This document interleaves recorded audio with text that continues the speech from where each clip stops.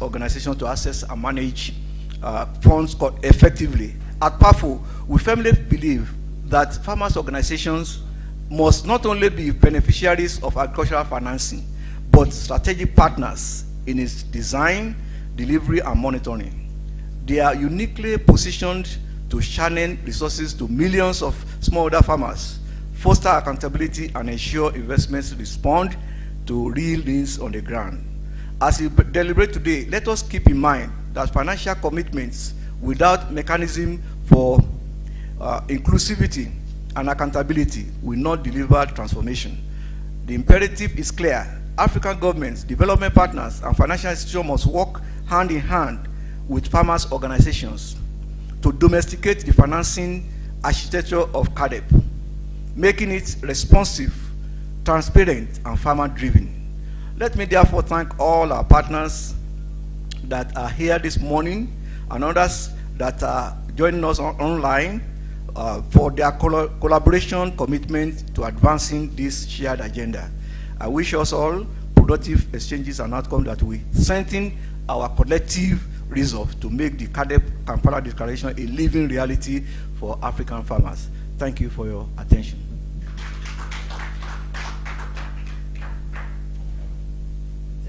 Thank you very much.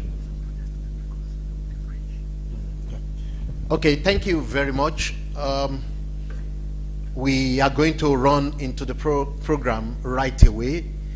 I keep saying because of our time, but also because we need to have a very good flow. Let me tender an unreserved apology. The hall we are in did not have the instrument for simultaneous translation. And we know that African Union have 6 big languages, and all of us sitting here, we are, especially our Francophone brother that are here. And so I made a makeshift arrangement. And that is when I'm speaking to people who prefer, or individuals, especially our leaders, who prefer to make their intervention in French, solely in French. I will ask someone in the hall who has agreed to do that for me to do a very clear translation of whatever I say to them in French, and whatever they say to the purely Anglophone people in English. Please bear with us. This is not in our character as farmers organization. In subsequent event, we will ensure that we give attention to this. Thank you very much. Are you still happy with me? Yeah. Thank you. Maybe I should introduce myself so that you will not be wondering who is speaking to you. I'm Wale Fatumbi. I work for FARA, acting as the Director of Research and Innovation. You know FARA? It's your organization, the Forum for Agricultural Research in Africa. Now, let's get into the flow right away. We're going to be taking a keynote address on the key subject matter, financing and investment requirement for the implementation of CAADP Kampala Declaration and the role of farmers organization. We highlighted it in yellow here so that everyone will see clearly that we're talking about investment, we're talking about financing, and we're talking about value chain development. So to give this keynote address, I already have my friend, my brother of many decades, Dr. Hamadi Dayo. Dr. Hamadi, please quickly run to the podium and set us in motion. Thank you. A round of applause for Hamadi, please.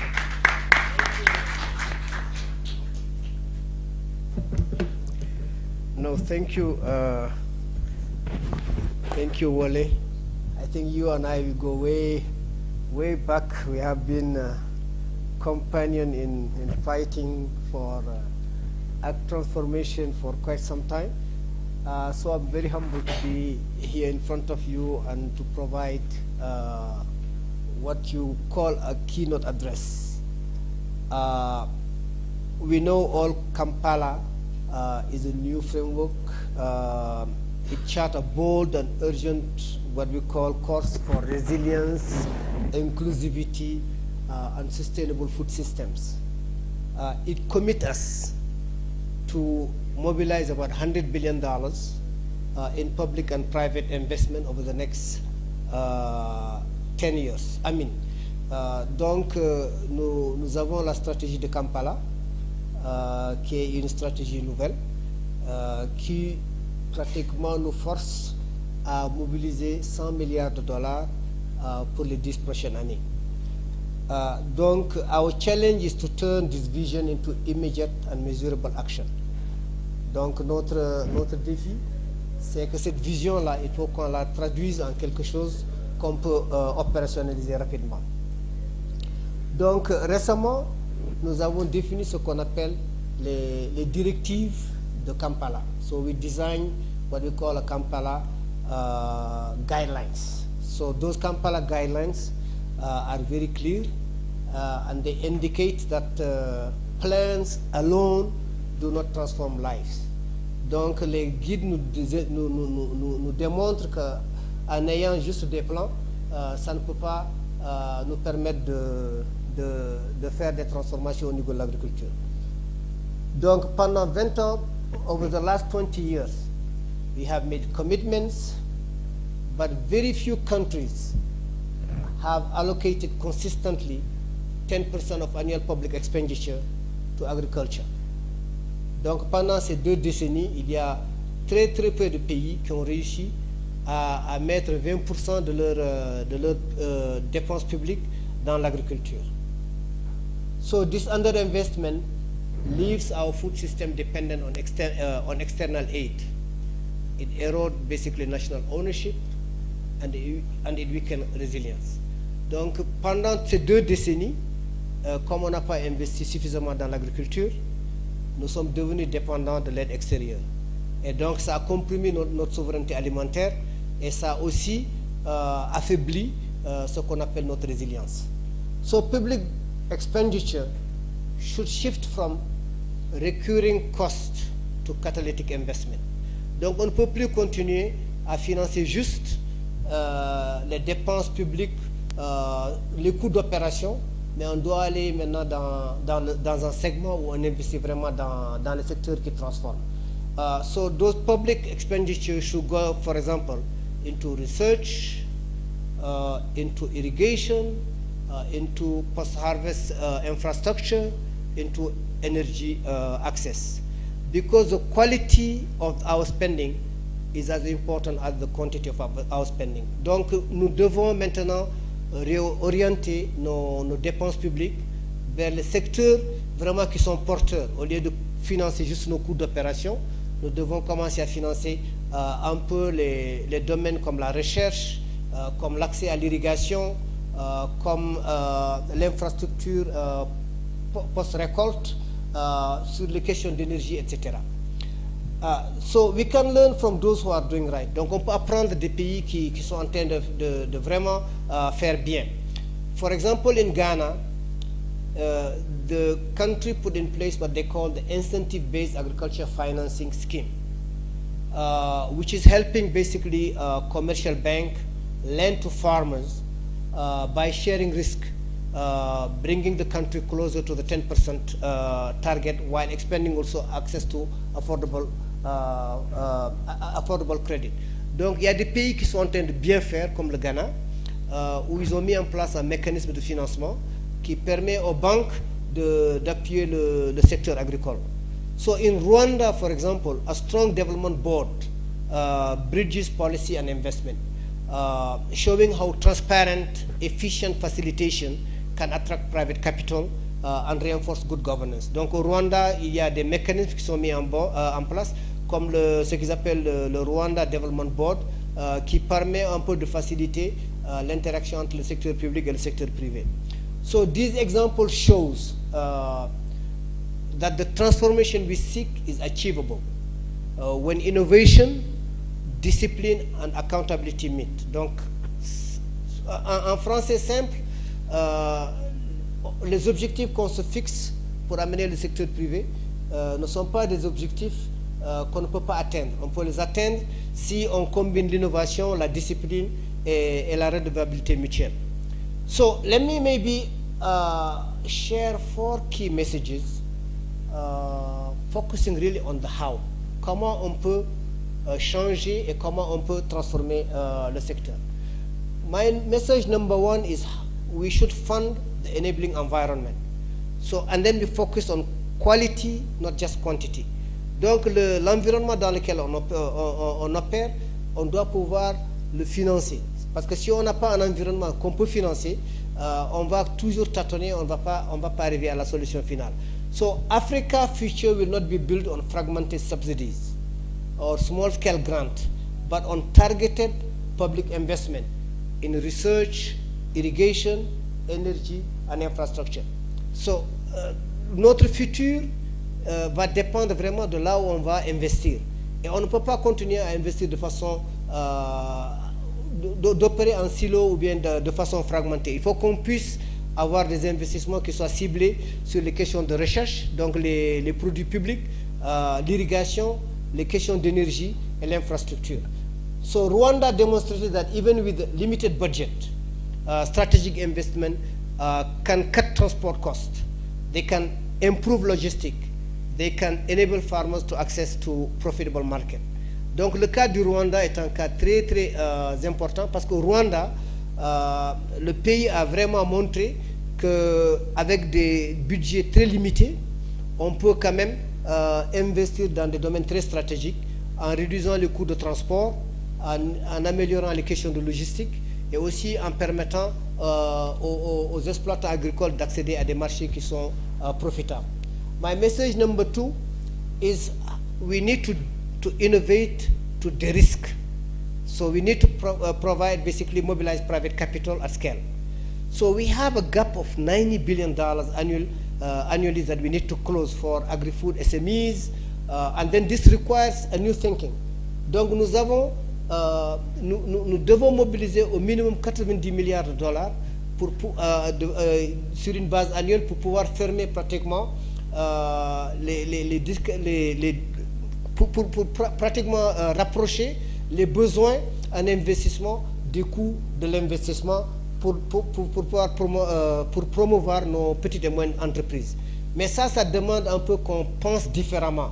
Et penser différemment veut dire garantir les crédits, créer des mécanismes pour attirer les financements de la diaspora. So here, closing the gap for agri-food SMEs, we require new thinking. And that new thinking will help us to leverage, let's say, the remittances from the diaspora. If I tell you that in 2023, the remittances that came into the continent from the diaspora amount to $54 billion, if you can channel some of that money into agriculture, it's already a game changer. So Ghana has created a program called the GIFS, which is a proof that smart risk sharing works. So they have tried to de-risk basically the public sector by basically bringing the gap between the two. My message number three is we need to enforce policy coherence and end fragmentation. Too often our policies work in silo. Agriculture here, trade here, and environment somewhere. Donc il faut qu'on essaie de réduire la fragmentation. And I'll give you an example. Over the last few years, we have been celebrating AFCTA. So we thought, okay, we have a target of tripling what we call inter-regional trade. That's a target that we have. But guess what? If you take AFCTA, within AFCTA, countries are given three options. Option number one, these are the commodities for which we have to for which we have to stop or phase out the tariffs now.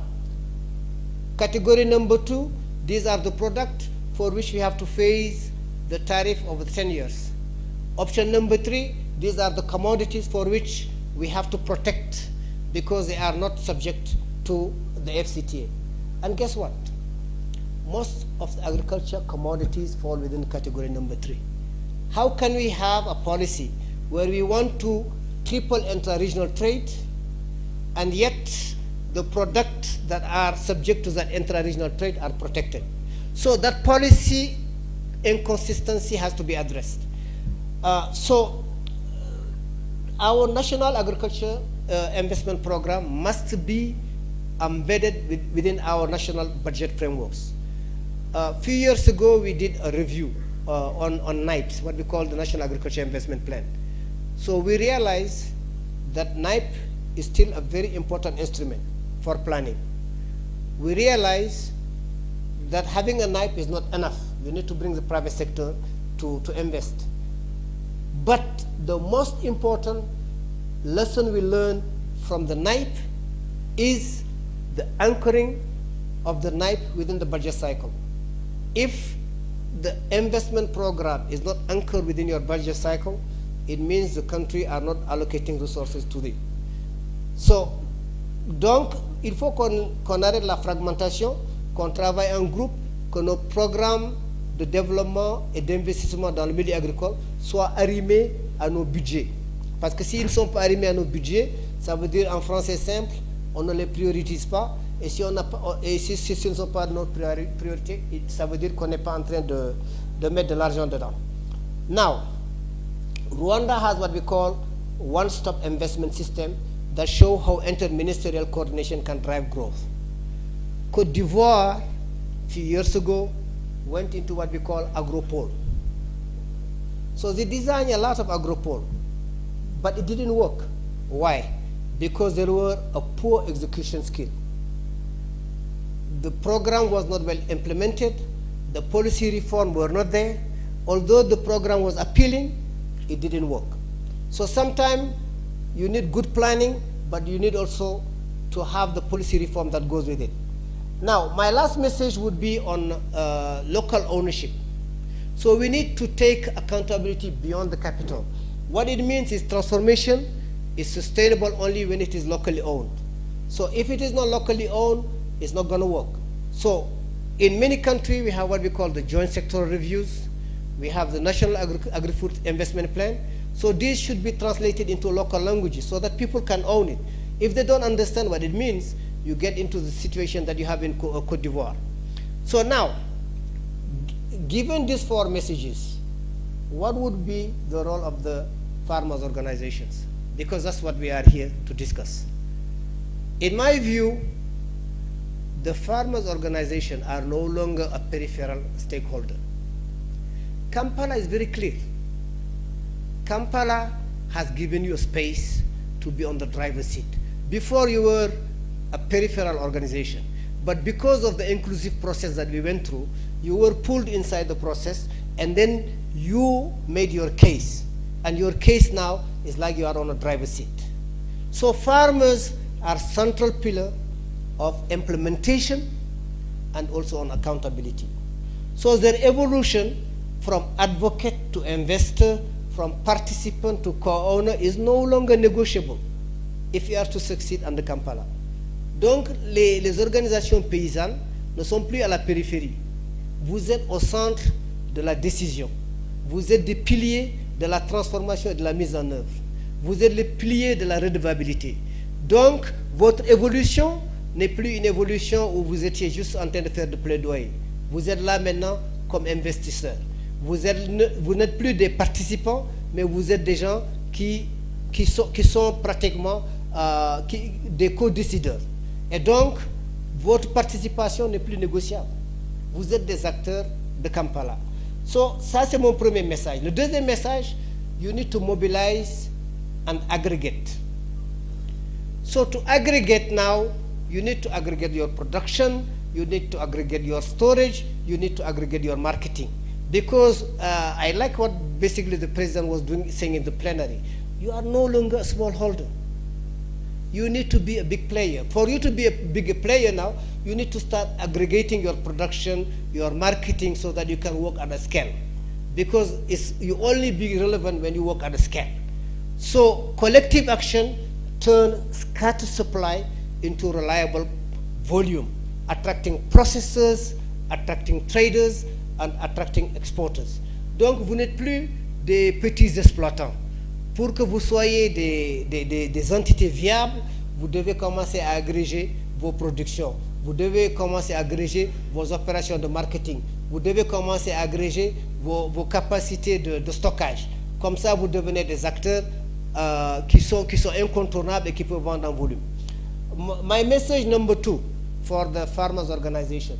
is you need now to start, because you are a player, to start developing what I call bankable initiative or projects.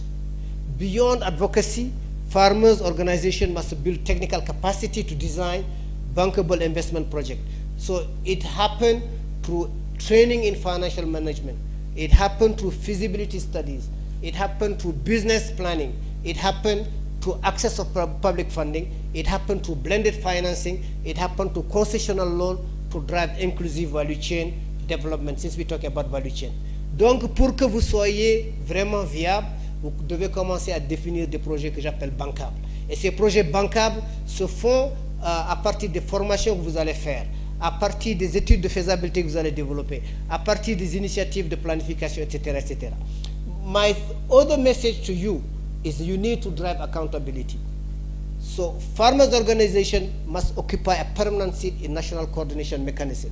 Donc s'il y a des mécanismes de coordination, vous devez avoir un siège là-bas. Ce n'est plus négociable, vous devez faire partie de toutes ces discussions qui se font au niveau national. My last message before I conclude is you need to champion inclusive financing. Inclusive financing means farmers' organization, working with development finance, working with institution and fintech should help design inclusive financial products that reach women and youth. So we have a gap of 15.6 billion financing gap for women in agriculture. Women play a very critical role in agriculture, and that they don't have access to finance. So this requires basically tailored solution. It required from gender responsive credit line to digital payment system that strengthen transparency and autonomy. You remember during Kampala, during the two previous phases, we were calling gender issue as a cross-cutting. It was just something that is loose there into the, but now we're saying no, we need to have a strategic objective focusing on gender. Strategic objective, I think it's number 5, on inclusivity and gender. So there is a whole things there that we need to put in place to focus on. So now let me conclude just to say that the Kampala Declaration is not another roadmap. It must be an execution manual that we all have to own and implement. It's not just another document. So it demands that government invest differently. It demands that partners coordinate predictably, and also that farmers' organization act boldly. You are no longer sitting here and advocating. No, you are in the driver's seat to make changes. So government, in my view, must align the National Agriculture Investment Plan with the national development plans, because that's sometimes that is missing. So you have the NASIP that is on one side, you have your midterm plans that are sitting on another side, and in between, it looks like it's two separate documents. But if your national agriculture investment plan is embedded within your budget cycle, public money is allocated to it. And that public money will help to de-risk the sector, fund the public good so that the private sector can come and invest. So farmers' organization must mobilize farmers, design program, and hold institutions accountable. So development partners now can support this, but not create a parallel project. So if we replicate what's happening in Ghana and in Rwanda, and we build a system where finance, government, and ownership align, we can meet the Kampala vision. So let us commit, therefore, not only to the vision of 100 billion, but we need to have a discipline where we look at the strategic how that makes the numbers real. The how is very important. How do we transform? How do we implement? Etc., etc. So let me just say that if we will transform this continent, we need to honor our promise of Kampala Declaration. Let me stop here. Thank you.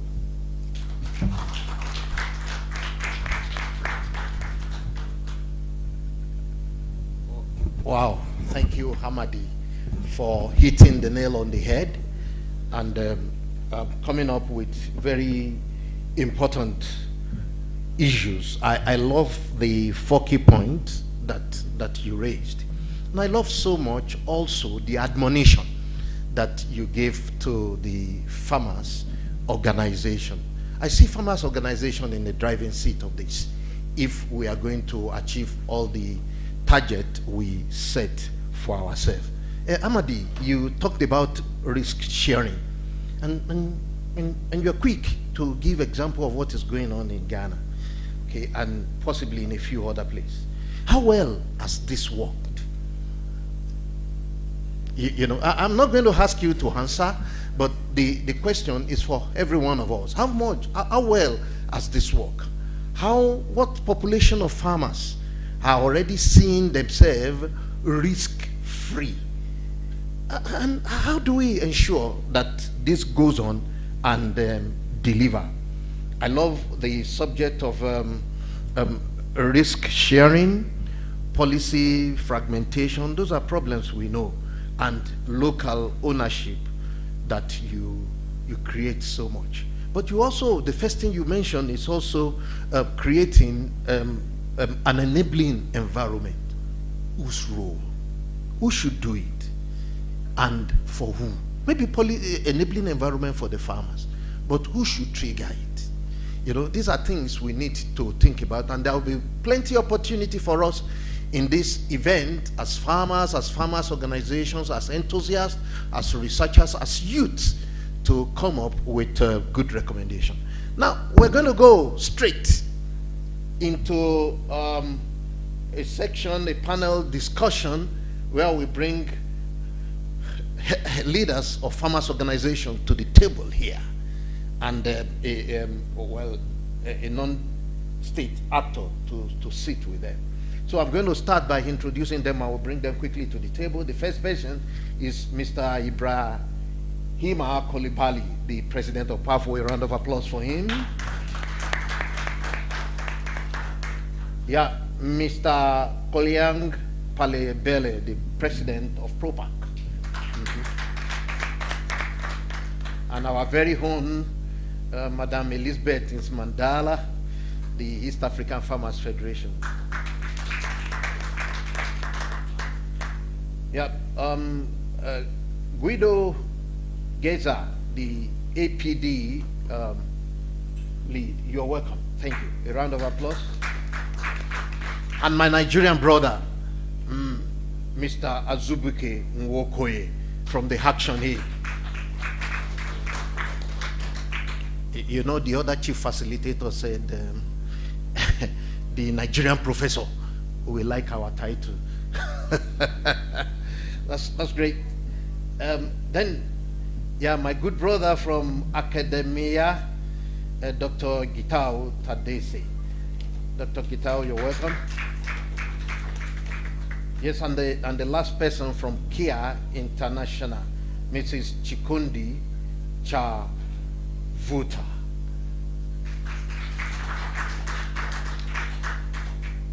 So I have these esteemed individuals to respond to our discussion today.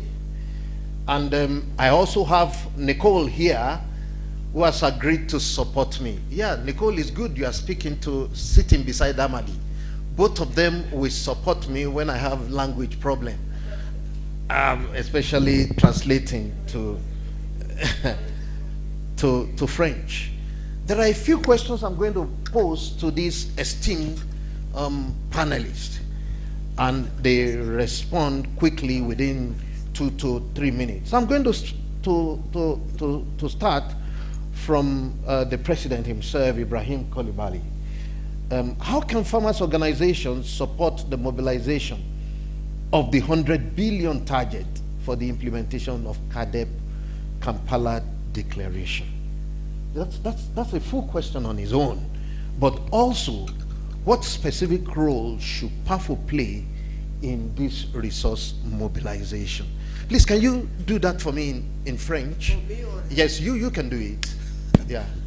Donc la question qui vous est posée, c'est comment mobiliser ces 100 milliards de dollars et quel est le rôle que PAFO peut jouer.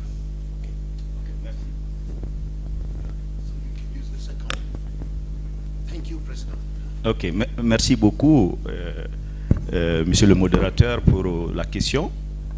J'ai dit tout à l'heure dans la plénière que 100 millions de dollars pour les 54 pays africains manquait d'ambition simplement, parce que 100 millions de dollars, c'est 100 milliards de dollars, c'est exactement notre facture d'importation alimentaire en Afrique.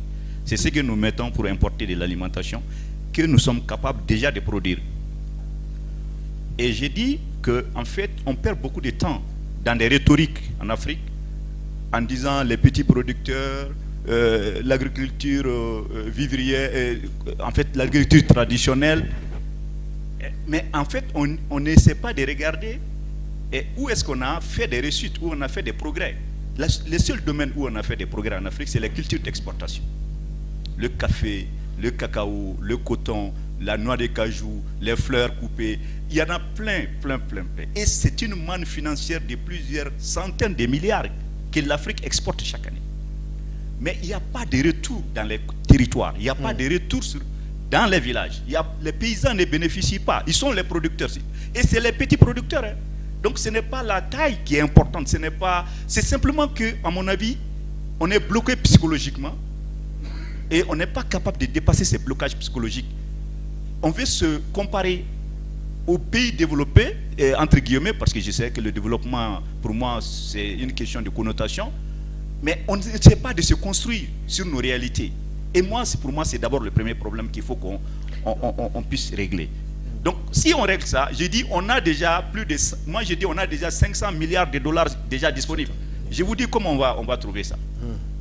D'abord, j'ai dit tout à l'heure que les cultures d'exportation, je propose que l'ODA, NEPAD et la Commission de l'Union africaine demandent à tous les États de prendre un pourcentage de 10% sur la plus-value des cultures d'exportation. Je vous assure, demain, vous avez 100 milliards, même 200 milliards sur la table. Mais pourquoi on ne le fait pas? Ça, c'est concret, ça, c'est notre argent, il est là. Mais on refuse, mais parce qu'il part dans les capitales. Donc, pour moi, d'abord, il y a une sorte d'injustice, disons, qui est là depuis les indépendances de l'Afrique, qu'on n'est pas arrivé à solutionner, où on pense que il faut investir dans les grandes villes, mais que les paysans n'ont pas droit au bien-être. Donc, c'est consensus qu'on doit avoir. Ensuite, le deuxième problème, c'est qu'on a une facture alimentaire très très importante. Tout ce les riz qu'on importe, mais le riz, on est capable de le produire en Afrique, partout. Moi, je parle souvent l'exemple de la Thaïlande. C'est un micro-pays, c'est 500 000 km², 40 millions de personnes qui mangent le riz 3 fois par jour. Mais ils exportent le riz dans tous les pays africains. Mais je vous assure, si vous voyez la politique du riz de Thaïlande, s'ils font ça en Afrique, je vous assure, les gens vont se demander qu'est-ce qu'on va faire de tous ces excédents de riz en 2 ans, 3 ans. Mais pourquoi les Africains ne font pas on ne prend pas les bons exemples? Donc pour moi, on refuse le développement en Afrique. Et c'est l'élite politique qui est responsable de ça. Ce n'est pas une question d'argent. On est là à attendre que les gens nous donnent l'aide au développement. L'aide au développement, ça ne peut pas développer des pays. Et si on voulait nous aider réellement, moi je dis à tous les pays qui aident l'Afrique aujourd'hui, mettez votre aide comme fonds de garantie dans le système bancaire. Vous allez booster le crédit agricole demain. Parce que les banques demandent quoi? Un peu de garantie. Mais est-ce que dans les budgets, on ne peut pas dire qu'un pourcentage du budget sera consacré comme fonds de garantie pour sortir de 6% d'accès au crédit à plus de 20, 30, 40%? C'est des choses simples qu'on peut faire.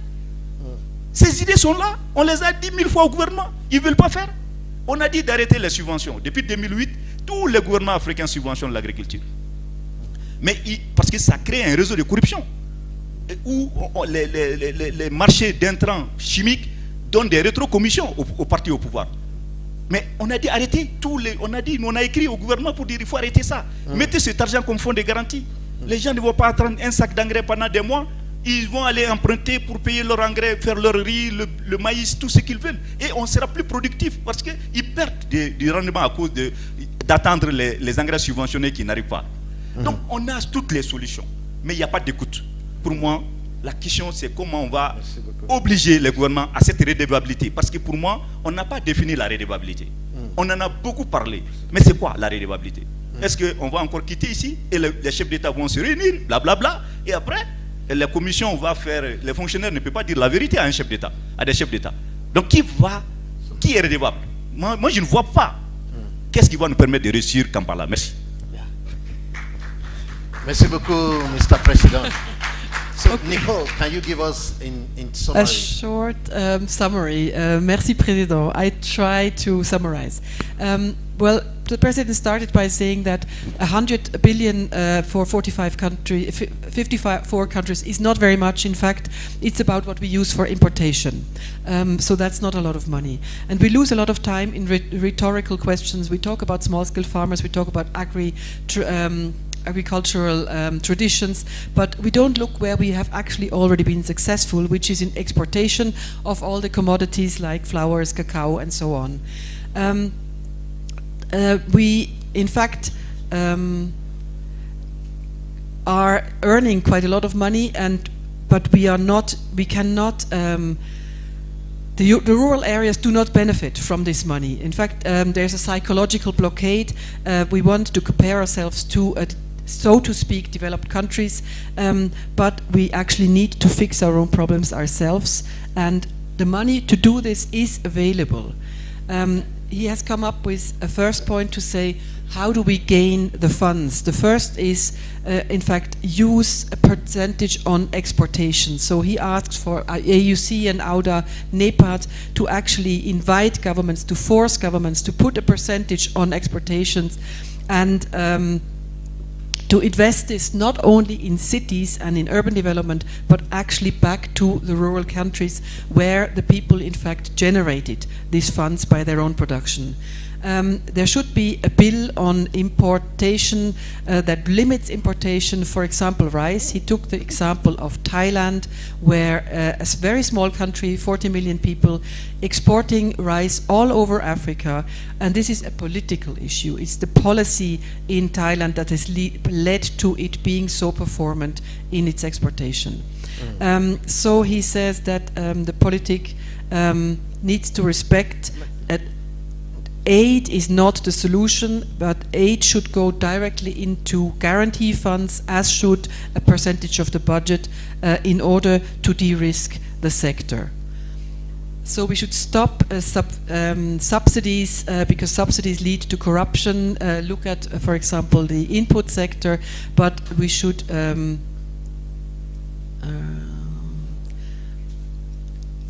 sorry, I skipped that one. Okay. At the end of the day, accountability needs to be defined.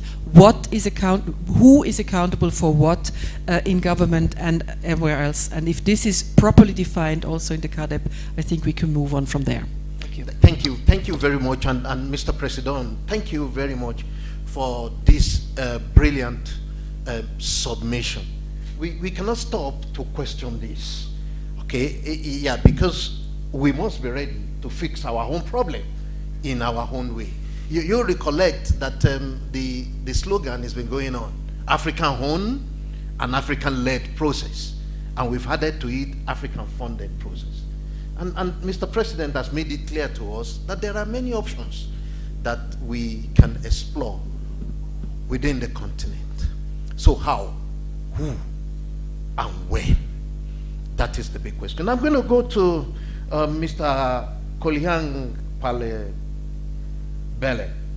And my question to him is, how can the farmers advocate for resource mobilization by the government, I repeat, by the government, to support the implementation of CAADP Kampala Declaration? Mr. President, you know what? If the government did not put in resources, then we're still joking. I interacted with some development partner, and they said, Wally, every dollar we put into this framework should be used to mobilize African-owned investment. And it has gotten to that. So how can your organization help us leverage the little we have for the government to invest? You have the floor. Please, you can. Do you want to do that question in English? In French? Yes. Can you put the very first, because you reiterated yes, quite a let few. me say, how can the farmers advocate for resource mobilization by the government to support the implementation of CAADP Kampala Declaration? That's the key question. La question clé, c'est comment les organisations paysannes peuvent-elles pousser les gouvernements, comment peuvent faire le plaidoyer pour que les gouvernements mettent leur argent, leurs ressources dans la mise en œuvre de Kampala. Merci beaucoup. pour cette question, parce que c'est une question très intéressante, très importante. Je voudrais d'abord dire que nous n'avons pas à inventer d'autres ressources.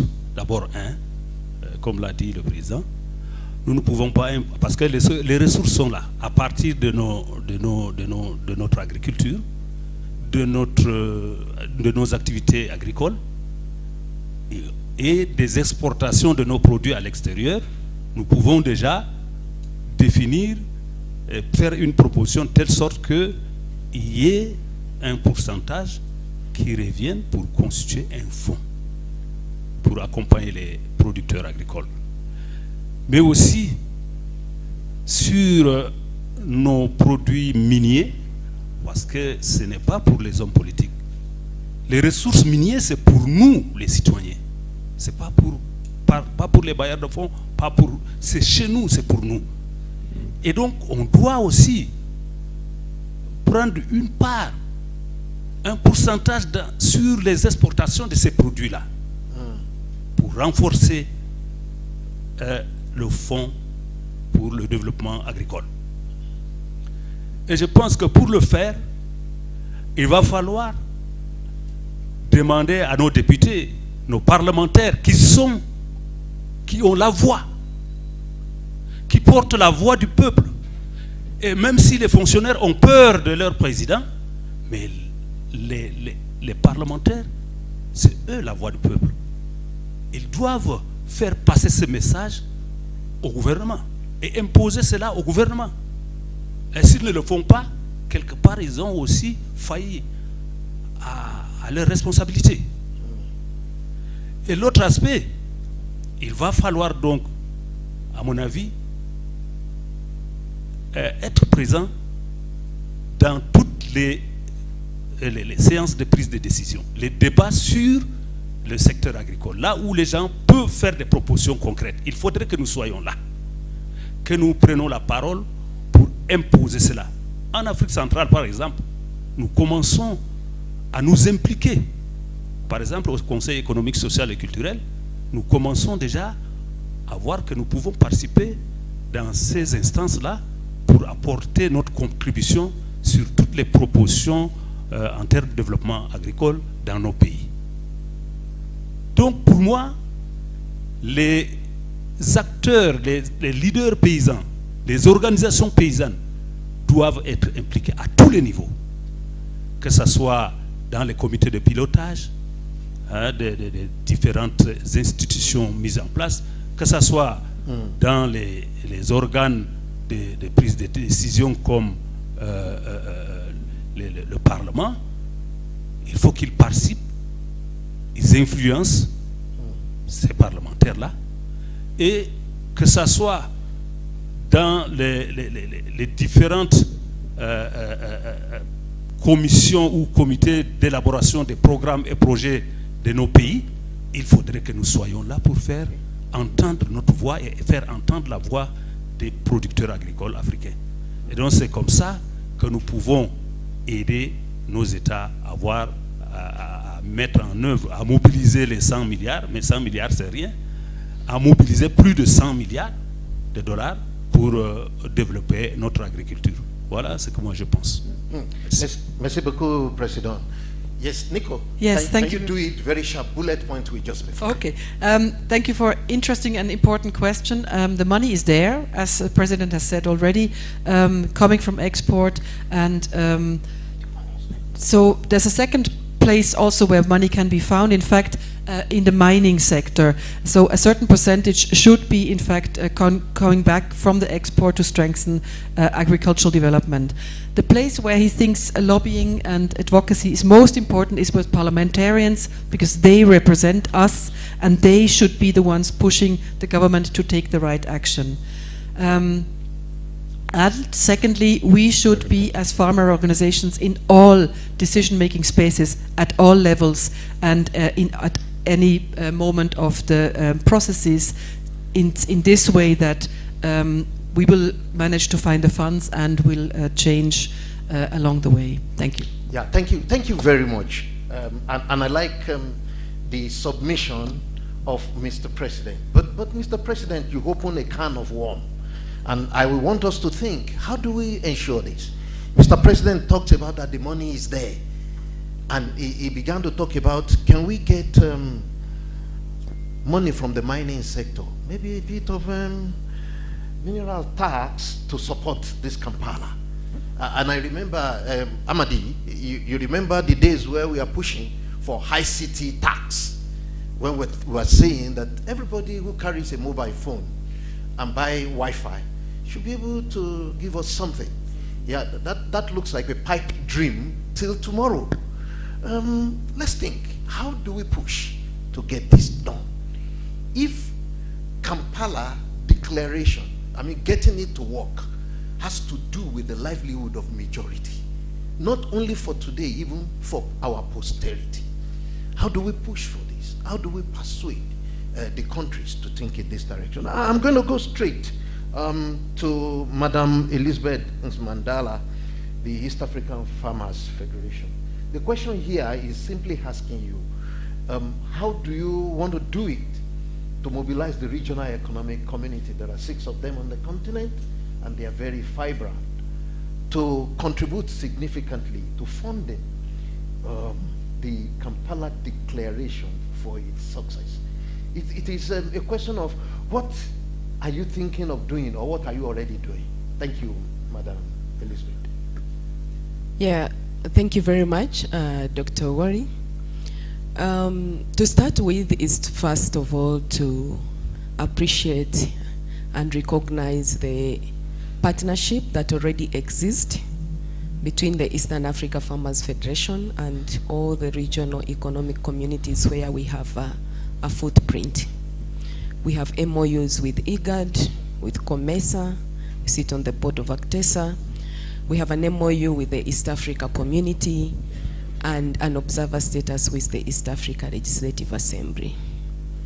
So I can say we are already working together. But the question is beyond that. It's beyond the formal arrangements now to real action. And if I may ask, maybe before I dive into my submission, how many of us here in this room are representing RECs? If you're here representing any REC? REC. No one. How many of us here are representing our national governments? You're here representing your country. System. From the Minister of Agriculture, to be specific. Okay. Minister of Agriculture, to be specific. So you can see it's only one person who can, 2 people who can speak confidently on behalf of their governments. And this is where we go wrong. So CAADP Kampala is dying before it is even born.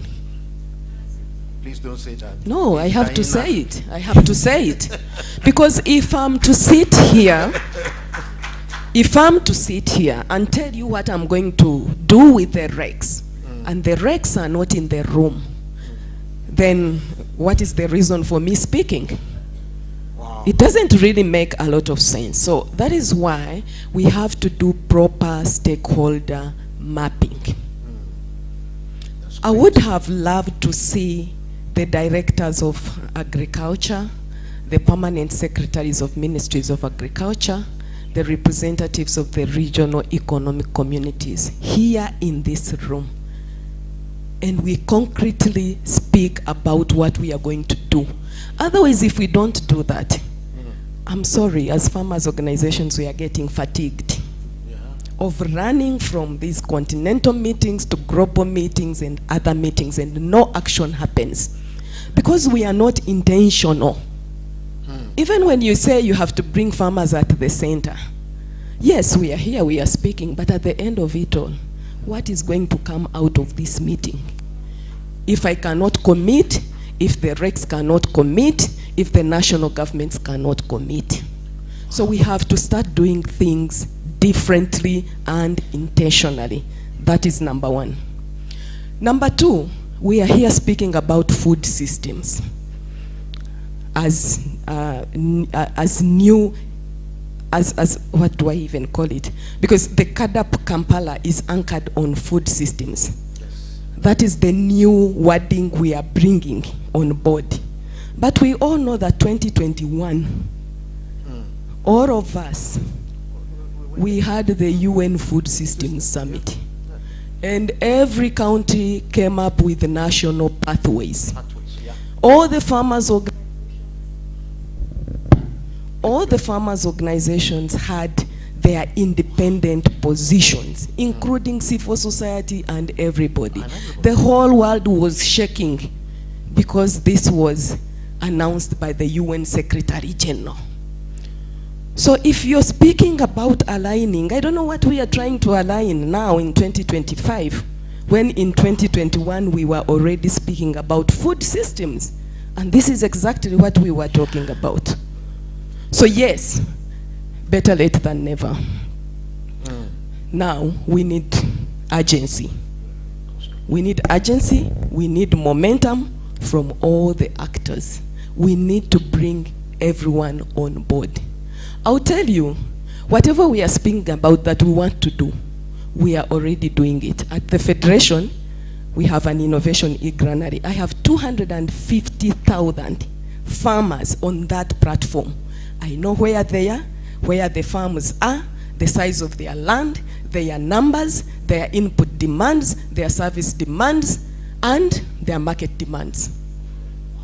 But this is a pilot that was done, and it could not attract investment, even when IDH did an assessment and said, actually, this is profitable.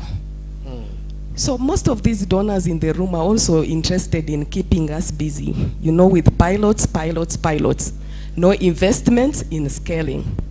So who is ready to scale in that? Nobody. But now we are talking about coming up with the tools, with I don't know what apps, with AI, with everything. The already existing ones, we don't want to invest in them. At the Federation, we championed the East Africa Cooperative Societies Bill, funded by farmers. Wow. And why did we do this? To create regional integration, to create mergers of cooperative organizations from different countries within the region to be able to trade with each other. That would help us to facilitate that regional integration and fast track the Africa Continental Free Trade Area. It was passed in 2015. From then until to date, it has not been assented to by the heads of states. We've been pushing and pushing and pushing. Now people actually tell you they don't even know where the law is. Now you go to East Africa Community, you go to Yala, you go to where, you can't even trace it. So the challenge is, this goodwill has to move beyond the political commitments to real action. Who are in these cartels of the food import bill? Is it Elizabeth who is importing sugar or rice or wheat? It is our ministers. It is our politicians. It is our big men and women in our countries. I want to end it here. Okay. But I think we really need to look at ourselves. We need to be honest to ourselves. And we need to invest in our local solutions.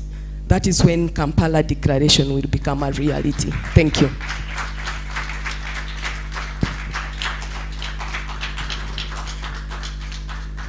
Madam Elizabeth, you know, I can predict you. Yeah, I know that you are going to bring out the facts, the truths, because it's eating you at the legs. You are not a farmer leader that is also a scientist. You are on the field. And you know if you're making profit or you're not. I like the point Madam Elizabeth raised, that he's been thinking of his own financing, and you put it together, but it's not getting approved. So that suggests that we need to push. Because what I want to ask you as a follow-up question is, you have this 2-point-something million farmers that you mentioned, if I get the number correctly. Imagine each of them just put $1, okay, to run the actions of EHAF, practical actions of EHAF.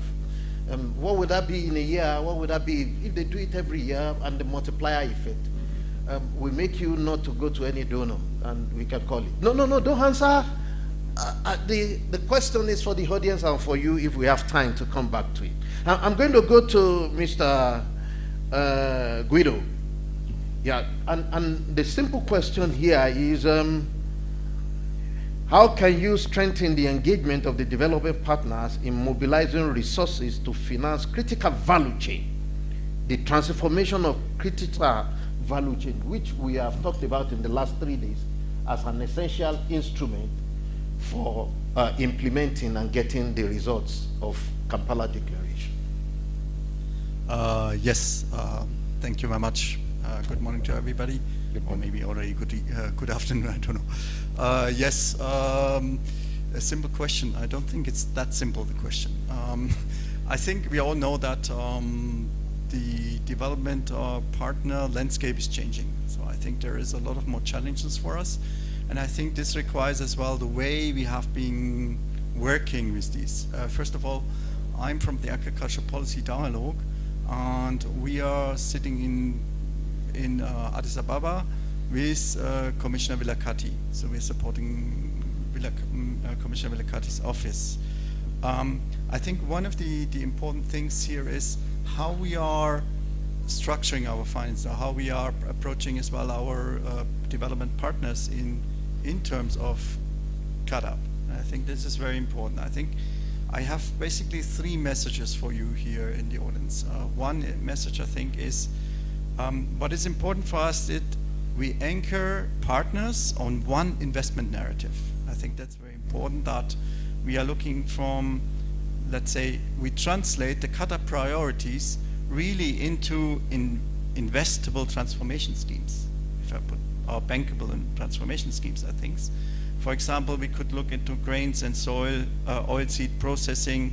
We could look into cold chain and logistics, irrigation, solar, or digital market access.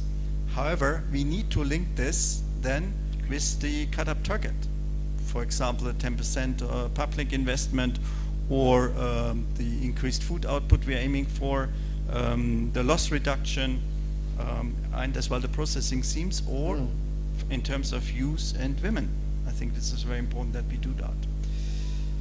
Second, I think, the second point, I think we need to build a bankable pipeline with common standards. And I emphasize here common standards. I think that is one of the important things. Why not having a continent-wide template so that each development partner or foreign direct investor philanthropy access projects the same ways? I think that could be something the farmer organizations could push for, because it would as well facilitate the communication between the farmers, the farmer organization, and then as well particularly the investor we have. So that's what I That's great. And third one is orchestrate blended finance structure at scale. This is already what Hamadi was touching on. I think we could really convene the foreign direct investors, the MDBs, to design standard de-risking stacks. For example, we really could look into these schemes of first loss is always taken up by concessional finance, for example, or partial risk guarantees, or foreign exchange commodity price hedging, or political risk cover. So I think important is here that we have really this, that we don't look, that we look into mixed financing, how we use it and how we de-risk investments. I think this is, that will attract more financing overall, I think. En français, je pense sur 3 points. Un partenaire principal sur un récit d'investissement. Yeah. Construire un pipeline bankable avec des normes communes, et aussi orchestrer une structure de financement mixte à grande échelle. I leave it at that. Thank you very much. Okay, thank you very much, and I appreciate translating those things into French again for our leaders that are here that are purely francophone.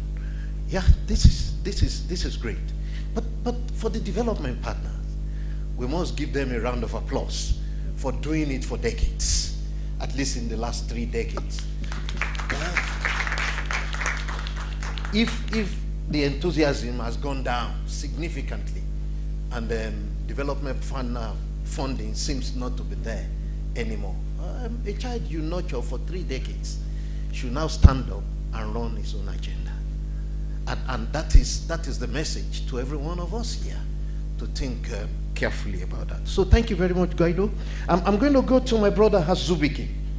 Azubike, the name sounds, is from Nigeria, full of experience. Can you give us briefly your perspective on mobilizing local investment, and how can we leverage that to support Kampala agenda? Yeah, there are a lot of opportunities. Africa is blessed. We have a lot of resources, but why we have not achieved food and nutrition security in Africa is because of politics and our politicians. So we have to focus on our politicians. Last year, when we were validating the new Kampala strategy and action plan, I said that, we are now reporting how many people that are still facing food and nutrition security in Africa because our politicians refuse to put the money in the right place. We allocate budgets and we don't release them. Some countries, if you put together the capital component spending in a year, at times it is not up to 50%. And also we need to ask ourselves the question of where the monies are being spent also. The development partners landscape is also changing because of politicians. So let's look at what Trump has done, for instance, and how USAID has now kind of disappeared, and how the UK, the EU, and others are also changing their. So it means that we need to focus on our countries.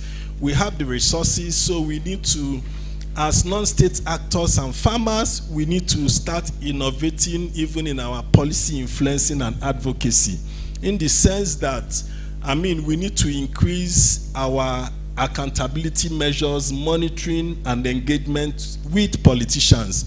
We need to be able to do more of politics and political economy analysis when we are engaging them. So, for instance, what we've started doing in Nigeria is combining agriculture budget money tracking and advocacy with political analysis, demonstrating what the government is losing because they are not putting the right investments, or when they allocate, they are not also releasing, especially in the capital component. So we can do that, and a lot of innovation. So we have to build more capacity, we have to innovate around it, and hold our governments accountable. So for instance, we just did a recent analysis in Nigeria, taking the youth population, which is massive. And from the National Bureau of Statistics, it was showing that about 50.8 million young people are unemployed. Yeah. And that's a big population and potential for the agriculture sector. So we just said, okay, let's assume, a simple analysis that out of the 50.8 million, that 40 million are interested in agriculture, and they have access to simple credit, trainings, and so on, and they contribute minimally just $1,000 per person to the GDP of Nigeria. That's about 40 billion naira a year. So government needs to see that public financing in agriculture is an investment. So those are some of the kind of engagement we've started rolling out, and the politicians are responding. And going forward, we need to also look at doing a comparative analysis between the National Agriculture Investment, National Agri-Food System investment plans that they are going to come up with. The countries are going to come up with, and look at every yearly budget allocation, even before it is approved by the parliament, to gauge it, do comparative analysis, whether the commitment in the NASIP is aligning with the commitments within the declaration and what will be achieved. So we need to start all those engagements, and we are hoping to take that further with farmers. So we need to also when we are not able to reach the parliamentarians, the government people, we need to also find another means of engaging, you know, that we, I mean, so we have a lot of opportunities, but the truth is this: we can mobilize the local resources. There are some other analysis we started putting out to show if you invest a certain amount in your state agriculture budget, this is the resultant effect in your state internally generated revenue. And those things are showing that we can do it, and the politicians have started listening. So we need to lift the bar high and hold everybody accountable. Thank you. Thank you very much, Azubike. This is brilliant. Yeah, Azubike said there are resources and there are strategies to get the resources at the country level. You mentioned something that almost got me hungry, Azubike, my brother. Why did you say? You know, government funding into it. We've seen that before. The first country that invested 10% in agriculture. We just went back and to check. Where did the money go? Is it infrastructure? Is it subsidy? Is it research and development? I have not said anything. The money went into DSA for travels. Yeah, so as you do the analysis, you also need to tell the policy makers that if you invest specifically this amount into this, and emphasize into this is a change you're going to get. I'm going to go to another friend, a brother we've worked together severally on different projects, Gitao. Your question is very simple, Gitao. Domestication of financial resources. You know, as Ubeke said, the resources is available. Mr. President, both of them said there are ways, there are places where these funds are sitting. Now, please make this practical for us. How do we domesticate it? Bring it in, these financial resources, and target it. Yeah, I know you are an economist and you give me figures. I think for Academia 2063 is just generating evidence. My colleague has already said the importance of evidence for convincing policymakers to invest. But I will mention two examples that is repeatedly mentioned in this conference. One is bankable project. What does it mean by bankable project? What does it mean? I mean, everybody says bankable project. It's a bankable project is the one that is supported by evidence that shows the feasibility, profitability, social importance, and economic importance, and all those things, and also its practicality. That's what bankable project. This all requires evidence. So governments, donors, development partners, even banks, they don't give money for free. I mean, they have to check it. They have to check it whether that money is really bring impact, social impact, economic impact, financial impact, all these things. That's where we are domesticating, and that's where we are helping countries to develop all those things. Maybe I can give some example from Rwanda. Rwanda, I had a discussion with the Rwanda Development Bank. And then the simple question I asked them is, how much money do you have for smallholder farmers? And all this, they say, we have different facilities, different blending instruments and all these things. But the simplest challenge they are facing is they don't have bookkeeping even for the farmers to lend. We don't know what they're gonna do with the money. We don't know how that will be invested. And there is no bookkeeping at all, because for them, it's just simply they have to check it, all these things. Whenever they lend money for the private sector, they look at their records and everything. But when it comes to smallholder farmers, there is no recording, there is no bookkeeping, there is nothing. So that is a simple challenge. Collateral, all those things are big challenge. You can pass through the different arrangement, but there are, so that's where we have to do evidence, data, and all these things. And also, another example is the 100 billion. The 100, we have been saying 100 billion, that's mentioned in the Kampala Declaration. What does it mean, 100 billion? If Nigeria raised 100 billion, then does it mean that the continent has achieved its objective? If South Africa achieved within 1 year or 2 years 100 billion, what does it mean for the 55 countries? That's where we are, domesticating. What does it mean 100 billion for Togo? What does it mean 100 billion for Kenya? What does it mean 100 billion for small countries, Djibouti or Ethiopia or these things? That's how we clarify things, and how much, even some countries may want to achieve more than that. Yeah. And some countries may not need also that much because of the structure of their economies and all these things. Some are highly dominated by minerals and all these things. So that's where we are domesticating. And finally, my final comment is for the farmers' organizations. As Hamadi said, and the farmers' organization has to move from advocacy to action. And from advocacy is important, there is no question about it. But this advocacy has to be supported by data, information, and also, if you have a good information, if you have a very organized information, that can help you to convince investors and governments, I think you will be successful. I mean, the new initiative that you have, this Kampala Meet that we discussed on Monday, is a good initiative where the farmers' organization are trying to have an organized data system where they can use this for advocacy as well as for attracting investments. That should be the way, because I mean, unless we have some data to convince them to invest, I mean, we will continue to have this conference and we will continue to have all this discussion, but nothing will go down. Thank you. Thank you very much, Gitao. I hope you heard what Gitao wanted to say and did not utter. What did you want to use the money for? 100 billion. For what? Is it to support the surface thing or to support real business that brings profit? And that's what he's trying to say, but he used technical words. And Gitao, you are the curator of the data, and you're asking us to generate the data. You did the analysis. It would be good if we have opportunity to come back to you to say, how are you going to disaggregate the 100 billion?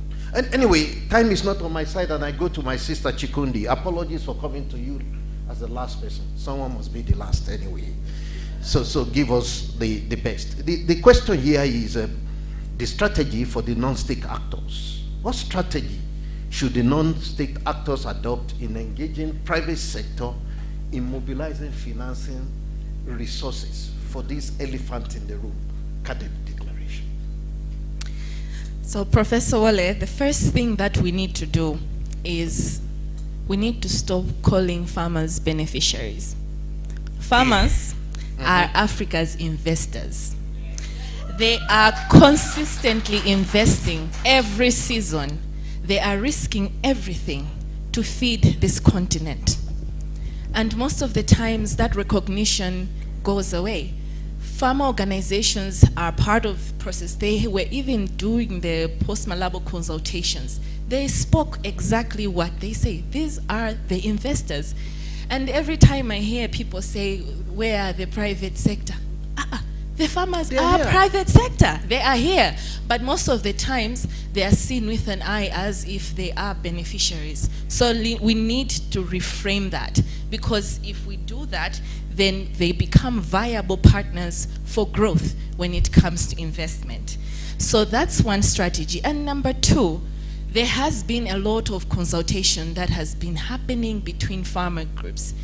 Why don't we move now to having annual sessions in each country? It should be called private, let's call it public-private farmer dialogues, where farmers put public sector to account for what they committed to and how that has translated into their real lives, whether it is at cooperative level or whether it is at that farm level. How has that been translated? So we really need those dialogues to not just end with consultation or the UNFSS dialogues, but to be a lived reality where every country has the farmers taking government to account for what they commit to do year in and year out. Those reflections will be important because farmers can then tell how designing of investment should be like, how finance should be designed for the rural farmer, how that finance can be accessed by cooperatives or those women farmer groups that are failing to access because of these collaterals that are created by the banking sector that make it inaccessible. It's because we don't create these flexible, inclusive, and accessible finance, it becomes very impossible for farmers to say what signal is for them to proceed. And finally, I would like to say that the farmers are already leading with purpose. The farmers are living the policies that are being designed. It is time that even when it comes to financing, let us make it as practical. Let us make it as practical and as clear for the farmer so that the lives are changing. The stories that they keep telling us year in, year out, those should be translating to those recommendations that fit, whether it is joint sector reviews, whether it is whatever format we design at national level, it has to be informed by those real realities that farmers are constantly sharing. Thank you. Wow, thank you very much, my sister. A round of applause for all the panelists. I'm coming to you, and I want you to be as honest as possible. It eats you on the face, the farmers that are here, and you know, the public sector. You will wonder why I'm this passionate. Someone should ask me, why did I close down my poultry farm? Why did I close down the fish farm? And my cassava, maize, and soybean enterprise, why I suspended it for now? Because I can't recover the investment. So, Chikundi said it very well. Everyone hits it. I think we need a new strategy. Possibly for decades we've been pushing, you know, donors, investment, public sector investment. We sit down together, we go, we talk to each other. Nothing significant change.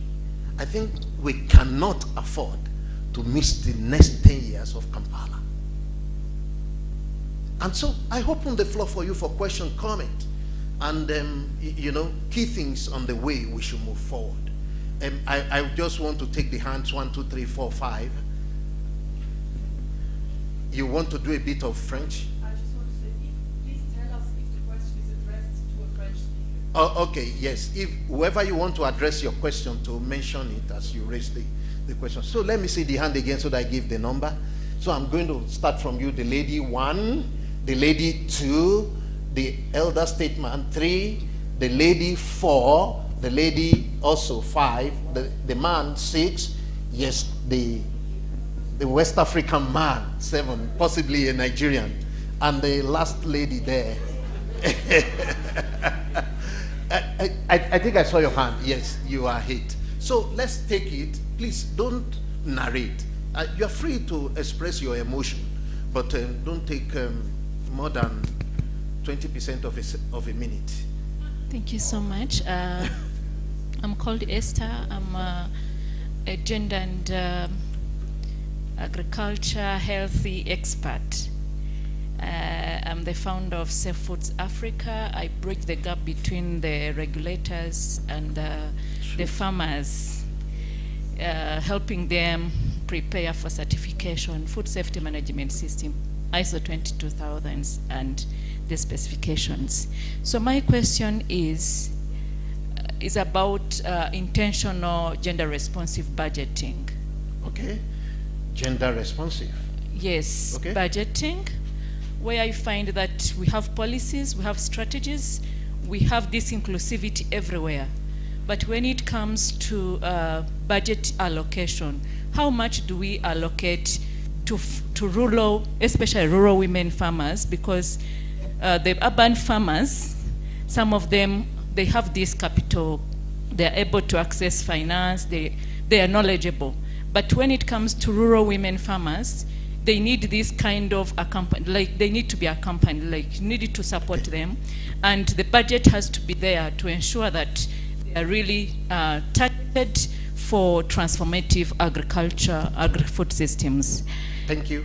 Thank you. Just one question. Thank you. Thank you. We've seen that how much of the budget is allocated for gender responsive action. Yeah. Thank you. Apologies. Good afternoon, everyone. I am Christelle Jackson from Cameroon, and I am an entrepreneur. Probably I will fit under the private sector. So my question, I will say it in English, yes. My first question, I don't know if it's a question or suggestion. Question or suggestion. I am coming from the central part of Africa, and actually we are talking about food security, but we are not feeling secure because we are human, and all of you, if you know about what is happening in my country, actually is we are facing some crisis, and all the places where we are supposed to farm are not secure.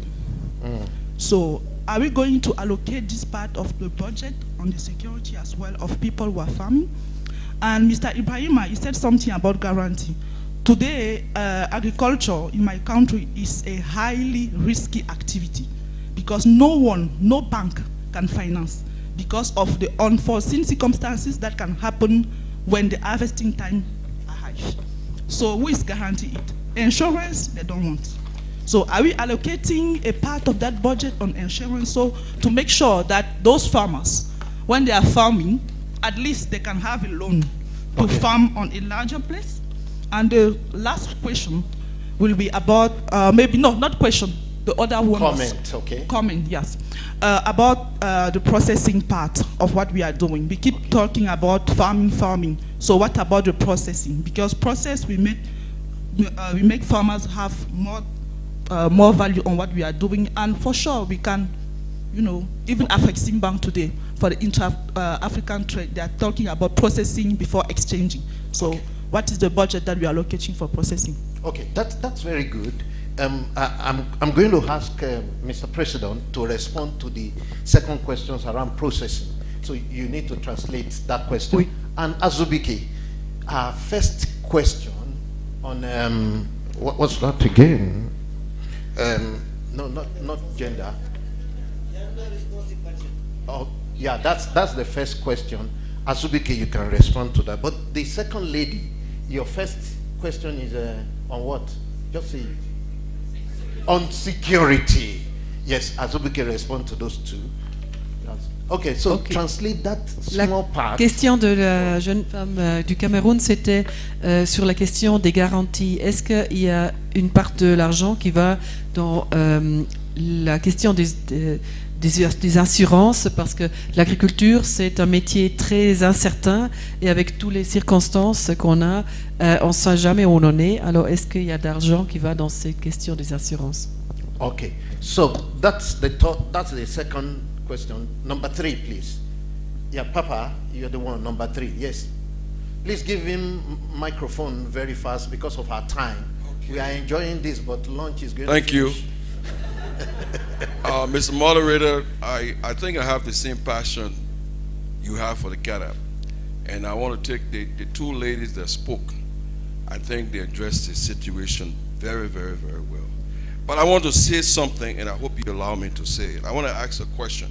Yes. Does anyone here in this room know which country first declared that agriculture would be the bedrock, the foundation of the economic development? Yeah. Which country? It is Rwanda in 2007. They are the first country to sign the CAADP Compact. No. Okay, I missed it. 1847. 18. When Liberia became independent. Okay. A group of poor black people. The president of Liberia 178 years ago declared that agriculture would be the bedrock of the economy. And it worked. Today. There were Liberians who were building ships. The Liberia was exporting sugar, coffee, cassava. Yes.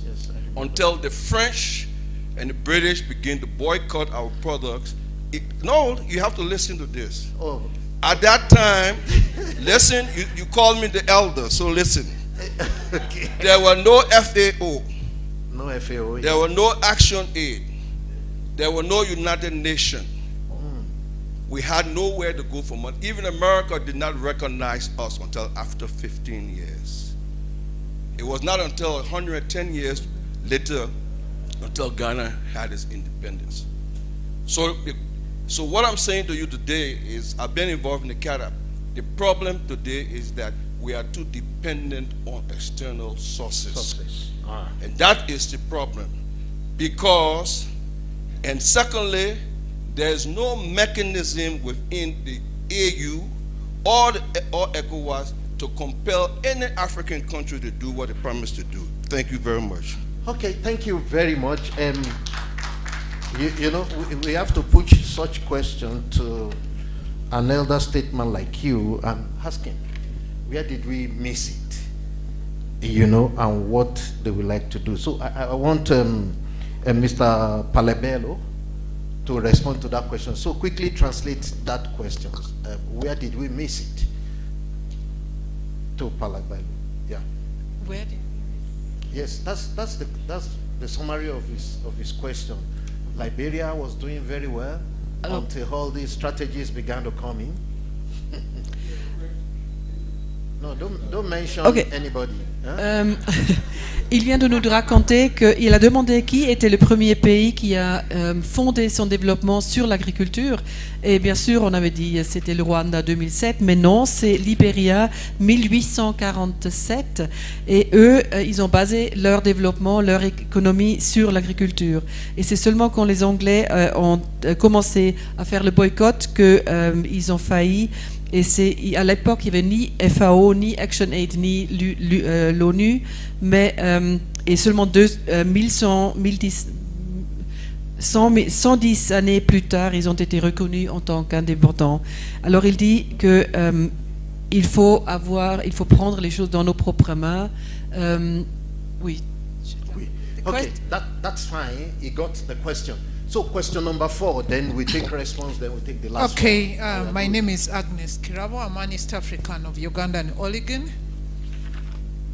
And I work for civil society, and we are a member of the CAADP non-state actors group. Okay. Question number 1. Oh, you can only do one, ma'am. Okay, where does the Kampala agenda meet the African Continental Free Trade Area? Because when markets are not working, when food cannot move from an African country of abundance, please listen carefully to this. When we cannot feed ourselves on those sweet aroma traditional food that we identify with, that is so nutritious and value based, that's why others have moved to patent it, then what are we talking about regarding the livelihoods of farmers and the food systems actors? We should stop fantasizing agriculture, fantasizing farmers, fantasizing women.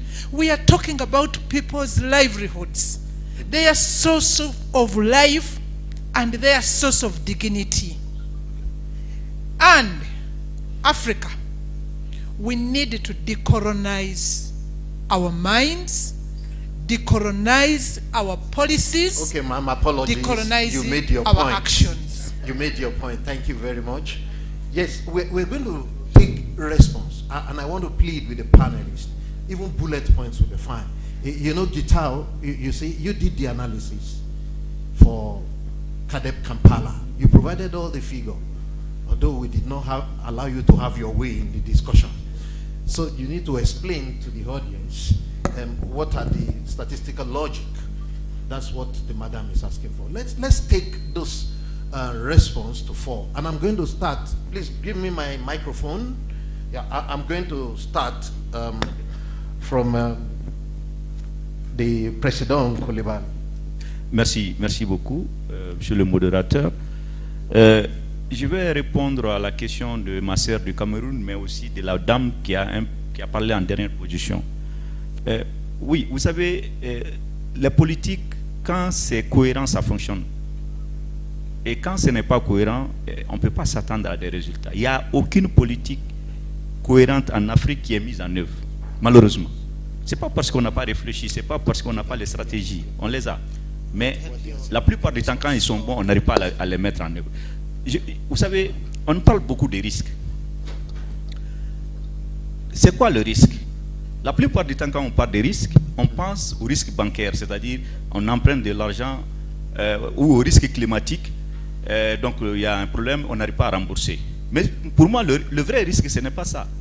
Les paysans ont dépassé ce cap-là. Vous savez, les paysans sont dans les problèmes climatiques depuis au moins 2 ou 3 décennies en Afrique. Ils n'ont pas disparu. Vous savez pourquoi? Parce qu'ils savent gérer ce genre de situation, même sans appui extérieur. Mais le vrai risque, c'est le marché, comme l'a dit l'autre.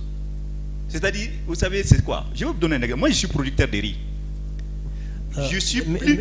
Monsieur le Président, je pense aussi qu'au niveau de sa question, ce n'était pas juste le risque, mais c'est une question de sécurité. Je vais expliquer. J'ai bien compris la question, mais je commence par là. Sinon, c'est-à-dire, moi, je suis producteur de riz. Et je suis plus performant que les producteurs de riz de Thaïlande. Je le sais parce que je suis allé en Thaïlande. J'ai demandé combien coûte le kilo de riz sur le marché. Mon riz est moins cher. Mais le riz de Thaïlande arrive sur mon marché moins cher que mon riz. Expliquez-moi ça. Parce que mon marché n'est pas protégé. Il est ouvert. Il n'y a pas de protection. Donc pour moi, la ZLECAf là, c'est n'importe quoi. Parce qu'on fait la ZLECAf, on n'est même pas capable de créer les conditions pour protéger nos producteurs et notre industrie naissante.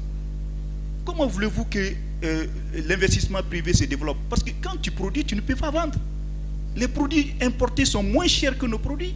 Pas parce qu'ils sont performants, mais parce qu'ils sont dans ils viennent avec des distorsions du système commercial. Donc, je suis pour que ces débats-là, on les fasse. Parce que l'Union africaine esquinte cela parce que, voilà, vous savez, nos institutions d'intégration, la plupart du temps, sont financées par des financements extérieurs. Ils ne peuvent pas apporter ce genre de questions. Oui, mais attendez, c'est des questions capitales. Si on n'a pas le courage d'aborder ces questions, ce n'est pas la peine d'organiser ce genre de discussions. On a le devoir, à mon avis, de comprendre pourquoi ça ne fonctionne pas. Mais ce n'est pas parce qu'on n'est pas performant, mais parce qu'on manque de certaines choses qui sont essentielles pour construire une économie qui fonctionne. Et je suis 100% pour que l'État est le premier joueur dans les questions économiques. Ce n'est pas le secteur privé. Nos États sont défaillants. Ils pensent que un jour on va se réveiller, on va se développer. Ce n'est pas comme ça. Donc je suis pour que effectivement on ait des systèmes où on va soutenir toutes ces questions de la protection qui est nécessaire, mais aussi le risque bancaire qu'il faut gérer, parce que les banques, c'est l'économie de tout le monde. Donc il faut des fonds publics pour permettre ces genres que les banques soient moins frileuses à financer notre économie, qu'elle soit agricole ou les chaînes de valeur. Et donc c'est comme ça. Et bien sûr, les questions d'assurance font partie. Voilà, merci. Yeah. Merci beaucoup. So in 2 sentences, please quickly say that in English. In 2 sentences, risk has been here for a while. Smallholder farmers know how to deal with it. Number 2, he is a rice producer, and he knows he's very performing, but rice coming from outside costs cheaper than what he's producing. So he feels like the institutions that are here to protect smallholder farmers are not working. So this is a summary of what he has said. Thank you very much. I will just take the last response from Ditao. Thank you. I completely agree that unless and otherwise we have this very strong trade within Africa and market access, we cannot achieve any of the targets there. Whether it's nutrition, whether it's hunger, poverty reduction, all these things. That's why even CAADP work consistently, starting from Maputo. If you remember, Maputo has 4 pillars. Yes. One of the pillars is market access. And if you come to Malabo, Malabo have 7 commitments. One of the commitments is tripling inter-African agricultural trade. And we can also talk about Kampala. Kampala has the same target and the same plan, expanding those things. And also aligning with that of the African continental trade. But the challenge we are facing is on the implementation. That's where we are facing. And we have been dreaming, tripling inter-African trades, but so far we can double it. We doubled it, generally speaking, within the continent, but we didn't yet triple them. So this is partly because some countries are not really, many countries, even I can say, are not committed to open their borders. And goods are not flowing. Mango is not flowing from Burundi to Rwanda. And maize is not freely moving from Kampala, Zambia to Kenya. And the same, I can mention so many regional value chains which are not really moving as much as it's expected. Even the West Africa millet case. You and know, all you those. made your Thank point. you. Thank you. You're my friend. I can stop you. You know, you know what? The CEO asked me to draw the curtain now. Yes, we have a lot to say because we are the one that is feeling the pain and we are the primary producer. We are 65% of the population by statistics. Our livelihood depends on it. Ability to train our children depends on it. Ability to feed our generation depends on it. There is no more free money. That's what we said. So we need to look internally and bring out the money we have not been looking at. And there are strategies to do it. I think you can speak with all passion around this, okay? But what is important is for us to bring out action. And the action is with these farmers' organizations that are sitting here. For decades, they have talked to policymakers. Policymaker thinks first of security before food because he can always import food. You get it. But we know that livelihood is a problem. So coming up with financial mechanism from all I have gathered here is for us to look internally and begin to walk our way out. As I begin to draw the curtain, before I ask the CEO to please start coming while I give the good brother half a minute to say something, please rush forward, take the microphone, say it while the CEO is coming to close his meeting. Run. Yes, okay. We appreciate the interventions. My name is Moraka Makura with the Investor Pretoria from South Africa. Okay. I worked for the banks. Yes. I also worked for government. Yes. But my career was grounded in supporting farmers' organizations at the beginning of my time. Okay. So I always referred to as the friend of the farmer. One submission I would like to make, yes, and I appreciate the recognition that farmers are investors. Farmers are private sector. I think this is what the CEO is likely to add on, because I had an opportunity to convene the technical working group under the stewardship of my leader. Round up now.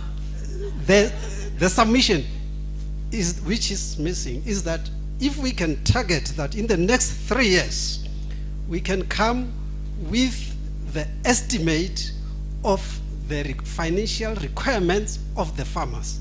Yes. We can even do an average per farmer based on the number of farmers. Yes. I think this is the challenge I put to the farmers' organizations, but probably also to our prof about that.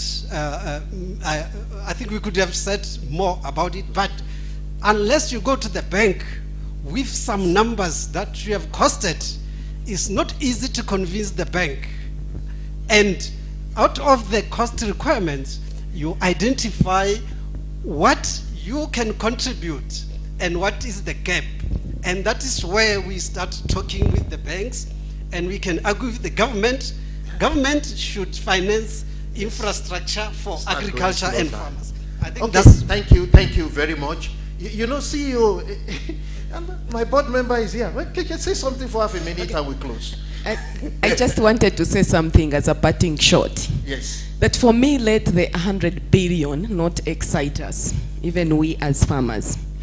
Because 80 billion okay, go ahead, divided by 80 million members of PAFO, yes, it means each one is $1,250 US. Okay.